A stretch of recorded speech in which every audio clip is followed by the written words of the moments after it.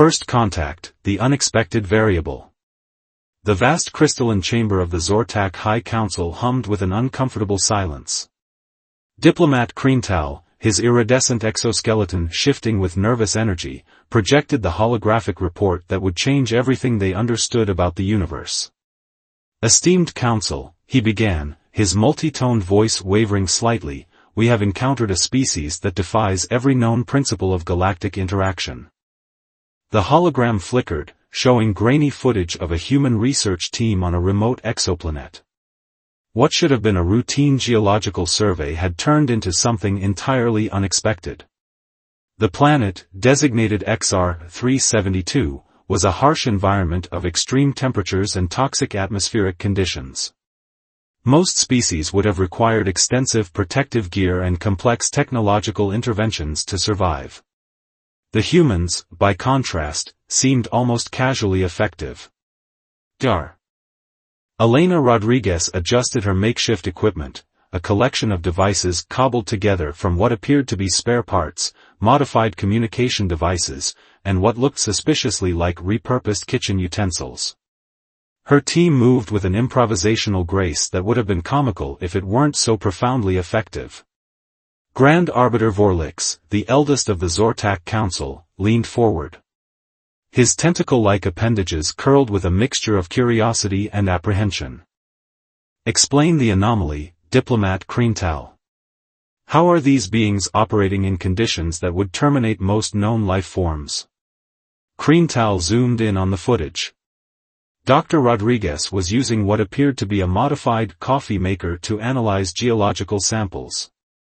Another team member, Dr. Marcus Wong, had constructed a communication relay from what looked like discarded solar panels and a network of interconnected tablets. They adapt, Kreental said, the word sounding almost like a warning. Not just technologically, but fundamentally. Where our civilization would design a specialized tool for a specific task, they create multi-purpose solutions from seemingly unrelated objects. The council chamber grew silent. The Zortak were a species of precise engineers, each technological solution meticulously planned over centuries. Their spacecraft were marvel of mathematical precision, their scientific approach was methodical to the point of absolute predictability. These humans represented something entirely different. A supplementary report detailed how the research team had not only survived but had actually improved their working conditions. They had developed a cooling system using modified refrigeration units, created breathable atmospheric pockets using a combination of advanced filtration and ingenious chemical processes, and established communication networks that defied the planet's electromagnetic interference. But that's impossible, muttered Counselor Reenpak, her voice a low buzz of disbelief. No species can adapt so quickly, so creatively. Yet the evidence was undeniable. The most disturbing part of the report was not their technological adaptation, but their psychological approach. When faced with seemingly insurmountable challenges, the humans didn't retreat or demand extensive preparation. They looked at the problem, reimagined the constraints, and then solved it with a combination of creativity that bordered on the absurd. Dr. Rodriguez's personal log, translated from human language, captured this perfectly. Problem? More like an interesting puzzle we haven't solved yet. Kreental's final recommendation sent tremors through the council chamber. We must observe. We must understand. Because if these humans continue to develop at this rate, they will not just participate in the galactic community, they will fundamentally reshape it. The hologram flickered, showing Dr. Rodriguez giving an impromptu lecture to her team, using a makeshift whiteboard constructed from what appeared to be a broken solar panel and some emergency thermal blankets. She was drawing complex diagrams, her hands moving with an energy that seemed to defy the harsh planetary conditions. Vorlix slowly turned to the council, his ancient eyes reflecting a profound realization. We are witnessing something unprecedented. Humanity is not just a species. They are a force of creative destruction that will challenge everything we know about technological and social evolution. The humans had no idea they were being watched. They were simply doing what they always did, solving problems, pushing boundaries, and reimagining the impossible. And that, perhaps, was their most dangerous quality of all. The adaptive challenge. The Zortak observation vessel Quantum Resolve hung in the void of space, its advanced sensor arrays trained on the small human research station orbiting a volatile gas giant. Inside the ship's central analysis chamber, researcher Zintok felt something approaching panic, a sensation entirely foreign to his typically controlled species. "They've done it again," he muttered, mandibles clicking with a mixture of frustration and grudging admiration. The "it" in question was humanity's latest feat of seemingly impossible engineering. The research station, originally designed as a simple observation post, had transformed into something entirely unexpected. What should have been a standard scientific outpost had become a marvel of adaptive technology that defied every known principle of space station design. Dr. Elena Rodriguez's team had been tasked with studying the extreme radiation patterns of the gas giant. Most scientific missions would have involved extensive shielding, multiple redundant systems, and careful, measured approaches. The humans, predictably, had taken a different path. Their radiation shield was a masterpiece of improvisational engineering. Instead of traditional electromagnetic barriers, they had developed a dynamic protection system using a combination of recycled materials, advanced machine learning algorithms, and what could only be described as creative problem-solving. Zintok pulled up the sensor logs, his multiple eyes scanning the data with increasing bewilderment. The station's outer hull was constantly shifting, its molecular structure adapting in real time to radiation fluctuations. Sections of the hull would momentarily reconfigure, creating temporary deflection zones that absorbed and redistributed harmful radiation. It was as if the entire station was breathing, responding to the environment with an almost living intelligence. "How are they doing this?" Zintok called out to his colleague, Randek, who was busy analyzing the sensor data. Randek's response was typical of their species, analytical, precise, and slightly overwhelmed. "They've integrated artificial intelligence with adaptive materials in a way our top engineers have been attempting for centuries. But they've done it using what appears to be," he paused, checking the logs again, "repurposed climate control systems and some form of experimental neural network." The truly remarkable aspect wasn't just the technological solution, but the approach. Where the Zortak would have spent decades developing such a system through careful, methodical research, the humans had seemingly cobbled it together in a matter of weeks. Inside the station, Dr. Marcus Wong was holding an impromptu team meeting. The conference room was a testament to human adaptability, walls lined with displays made from recycled communication panels, a whiteboard constructed from what looked like an old solar array, and a coffee maker that seemed to be jury-rigged to provide both caffeine and low-level computational support. "Okay, team," Marcus announced, his voice carrying the enthusiasm of someone solving an exciting puzzle rather than managing a critical scientific mission. "We've got some interesting data on the radiation patterns. Elena, what are your thoughts?" Dr. Rodriguez was already moving, her hands dancing across multiple interfaces. "The adaptive shielding is working better than our initial models predicted. We're getting clean data sets that most missions would have considered impossible." What the Zortak observers didn't realize was the true genius of the human approach. This wasn't just about solving a scientific challenge, it was about reimagining the very concept of problem-solving. Zintok watched as the human team celebrated a breakthrough, their excitement palpable even through the cold, distant lens of his observation systems. They weren't just scientists, they were explorers, inventors, dreamers who saw limitations as nothing more than temporary obstacles. The Zortak High Council's worst fears were being realized in real time. Humanity wasn't just participating in scientific exploration, they were rewriting the rules of what was possible. As the observation shift ended, Zintok made a recommendation that would echo through the halls of Zortak governance: "We need to understand them. Not control them. Understand them." Little did he know, this was just the beginning of humanity's unexpected journey of cosmic innovation. The universe was about to change, one impossible solution at a time. Breakthrough and transformation. The Galactic Convergence Conference was supposed to be a routine diplomatic gathering. Held on the neutral planet of Nexus Prime, it was typically a stage for established civilizations to discuss trade routes, scientific collaborations, and maintain the delicate balance of interstellar politics. This year would be different. Ambassador Lyra Nakamura stood out among the alien delegates, not because of any physical distinction, but because of the aura of quiet confidence that seemed to radiate from her. The human delegation was small, just 3 individuals, where other civilizations brought entire entourages of bureaucrats and advisors. The crisis at hand was complex. The quantum nexus, a critical network that maintained faster-than-light communication across multiple star systems, was failing. For centuries, the Confederation of Stellar Civilizations had struggled to maintain this vital infrastructure.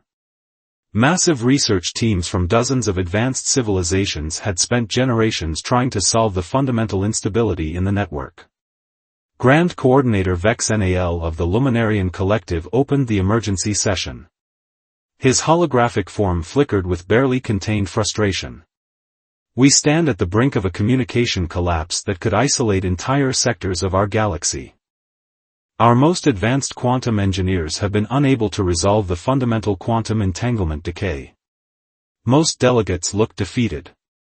The problem had been deemed unsolvable, a fundamental limitation of quantum communication technology that no civilization had been able to crack. Ambassador Nakamura simply smiled. "We might have a solution," she said, her voice calm and matter-of-fact. The chamber went silent. Vexenal's holographic tendrils seemed to twitch with a mixture of skepticism and desperate hope. "Explain." Dr. Rafael Ortiz, the lead quantum engineer in the human delegation, stepped forward. He pulled up a holographic display that looked less like a formal scientific presentation and more like an intricate web of interconnected ideas. It was messy, creative, almost chaotic, nothing like the precise, linear presentations of other civilizations. "The problem isn't in the quantum network itself," Raphael began, "it's in how we've been thinking about quantum stability." What followed was nothing short of revolutionary. The human team had approached the problem not as a pure technological challenge, but as a complex adaptive system.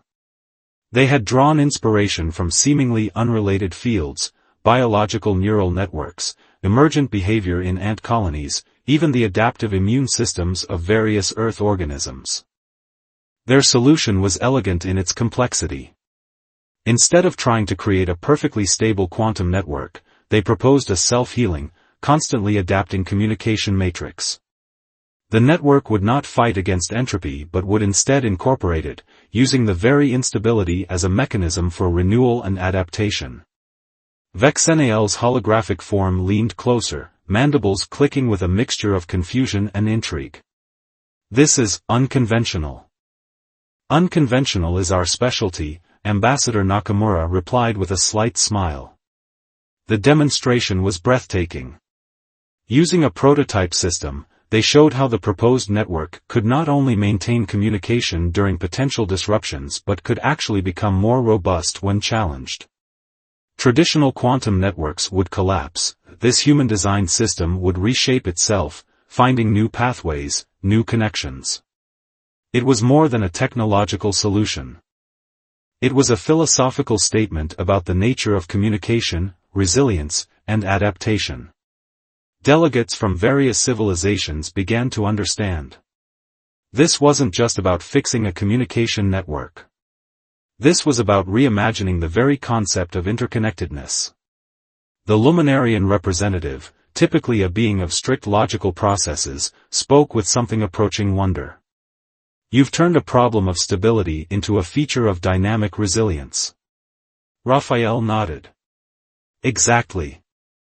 We don't solve problems by preventing change. We solve them by becoming better at changing." As the conference continued, it became clear that something fundamental had shifted.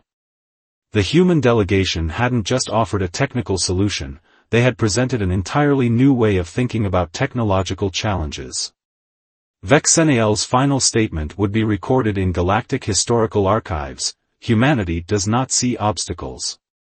They see opportunities waiting to be reimagined. The quantum nexus would be saved. But more importantly, the galaxy's understanding of problem-solving had been forever transformed. And humanity was just getting started. The ripple effect. 10 standard galactic cycles after the quantum nexus breakthrough, the universe was a fundamentally different place. What had begun as a singular moment of innovative problem-solving had transformed into a cascading wave of technological and cultural revolution. The Interstellar Innovation Center on Mars was unlike any research facility in known space. Located in a massive biodome that seemed to breathe and shift with the landscape, it had become a beacon of hope and creativity for civilizations across the galaxy. Dr. Amara Kwesi, the center's lead director, stood before a gathered delegation of alien scientists and diplomats. Her office was a perfect representation of human approach to innovation, walls lined with whiteboards covered in diagrams that looked more like artistic expressions than scientific calculations, 3D printed prototypes that seemed to defy conventional design, and a coffee machine that was simultaneously a communication hub and a minor artificial intelligence. Innovation isn't about having the most advanced technology, Amara explained, her voice carrying the enthusiasm of a storyteller rather than a traditional scientist. It's about seeing connections where others see barriers. The delegation represented some of the most advanced civilizations in the known universe. The Luminarians, with their crystalline bodies that shifted like living light. The Silicon Collective, a networked consciousness of machine intelligences. The bioharmonics of Centauri Prime, beings who viewed technology as an extension of organic life. Each had come to understand what humanity had intrinsically known: adaptation is the ultimate survival strategy. The center's latest project was perhaps its most ambitious yet. They were developing a universal translation and cultural exchange system that went far beyond simple language conversion. This was a platform that could capture the nuanced emotional and contextual understanding between completely different species. Dr. Rafael Ortiz, now a senior researcher, demonstrated the prototype. Traditional translation always loses something, he explained.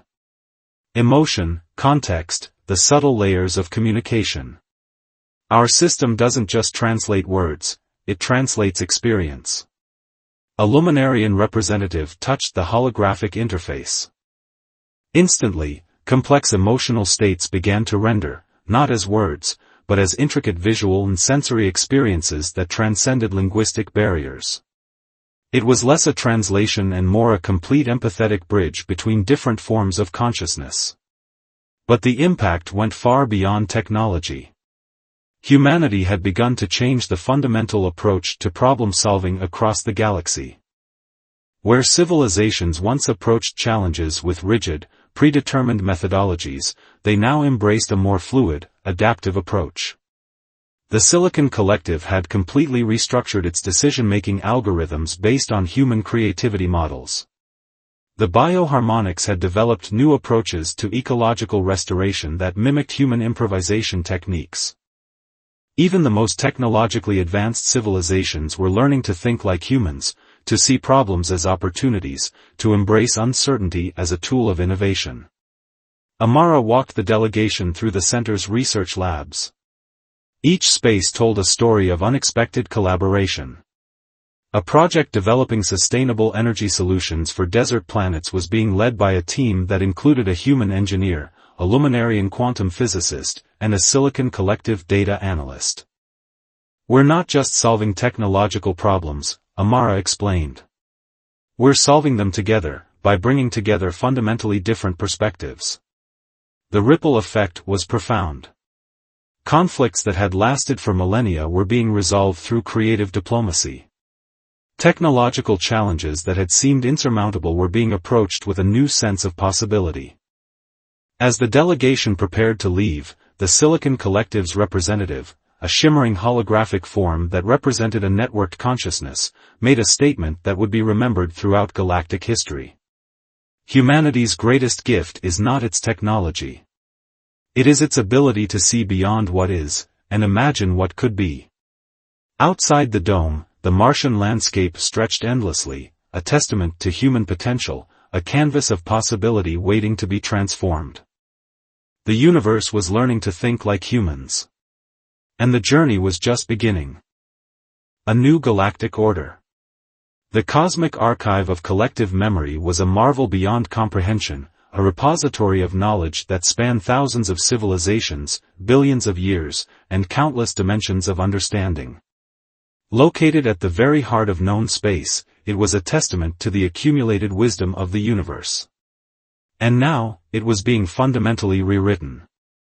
Dr. Elena Rodriguez stood before the Archival Council, her presence both unassuming and profound. Around her, representatives from civilizations so ancient and advanced they barely resembled their original forms listened with rapt attention.